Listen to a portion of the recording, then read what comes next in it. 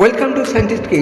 বন্ধুরা, আজ আমি দেখাবো আপনাদেরকে উত্তর কলকাতার দমদম 14 পল্লীর শাহ বিরাটির তরুণ সংঘ দুর্গাপূজা কমিটির 75তম বর্ষপূর্তি। এদের এবারের থিম হলো বিশ্বের শ্রেষ্ঠ বৈষ্ণব মন্দির, যেটা হলো জম্মু কাশ্মীরে অবস্থিত।